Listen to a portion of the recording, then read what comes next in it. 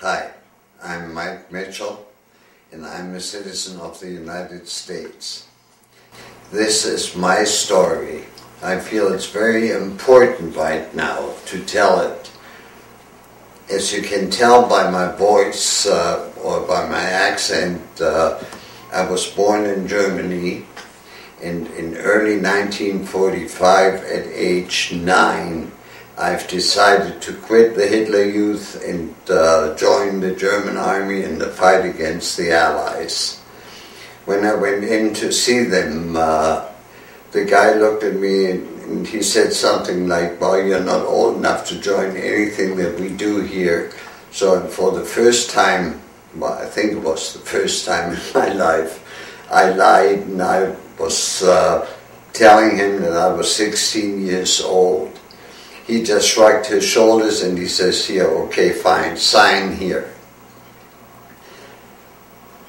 I was then sworn into the military and in the fight against the Allies and winning the war and trying to win the war, but I did not receive any kind of military training simply because of time, I suppose. But I was given a uniform which was too big for me and certainly not tailor-made. I was put on a slow boat to China, train to Berlin, the outskirts of Berlin, where I received, or a rifle and a bazooka was assigned to me. The bazooka is something, I just want to very quickly go into it. It's not the same thing that we know by now what a bazooka is like. This one looked like a broomstick with a big bullet at the end or whatever in the trigger.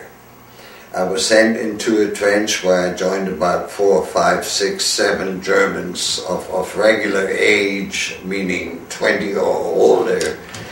And I had to prove myself to them, and I started shooting my rifle. But I didn't have a clue who I was shooting against because everything was in a tremendous uproar. Then all of a sudden there was no shot fired from the other side, and wondering about this, I all of a sudden heard a big thud and the rattle of metal behind me. I turned around, and for the first time in my life I've seen a black man.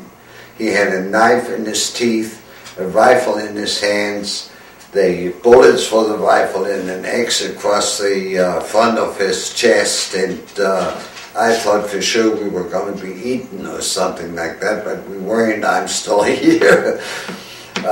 Instead, he took us to a POW camp where I was put in a room by myself with 4 or 5 GIs, and these GIs piled all kinds of goodies in front of me, like chocolate and candy and so on. Excuse me. The biggest thing was the fact that I took some gum out of this pile, put it in my mouth, and I thought, my God, that tastes funny, or it's different than the other stuff that I've had. And I just plain swallowed it, and that got those GIs to laugh like crazy.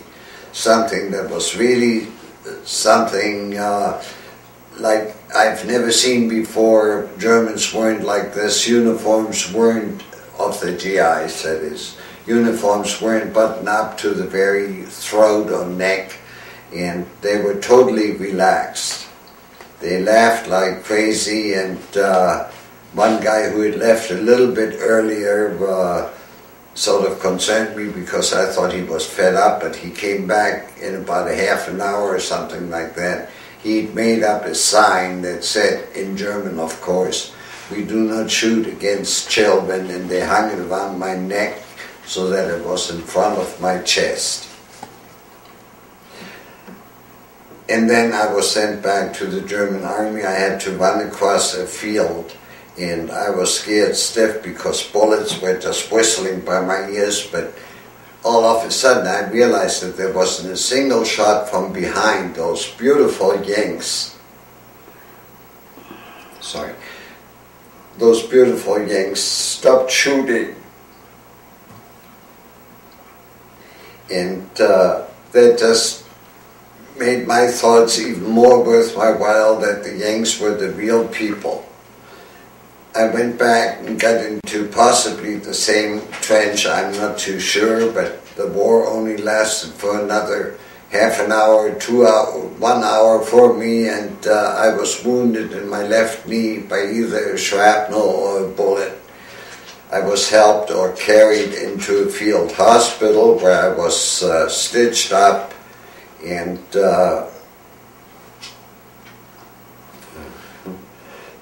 war was over for me now because I could hardly walk, and they sent me home.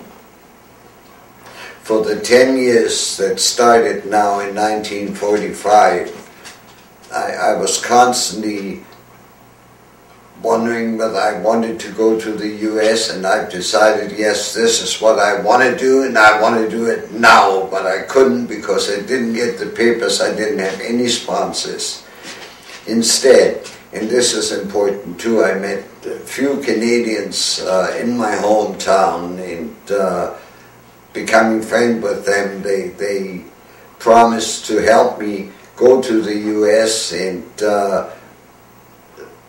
they were great too. They were just like Americans, and I just felt great about this. So I got my papers all together, my immigrant papers, into Canada, and off I went in 1957. However, very shortly after, I realized that there was socialism in Canada, or Canada was a socialized country. They had the so-called free hospital care, unemployment, welfare, you name it. My dream to be American was rekindled at that particular stage, and I finally got a sponsor. I came to the US and became a citizen. After 30 years in Canada, my dream finally came true. It took 46 years since meeting those GIs.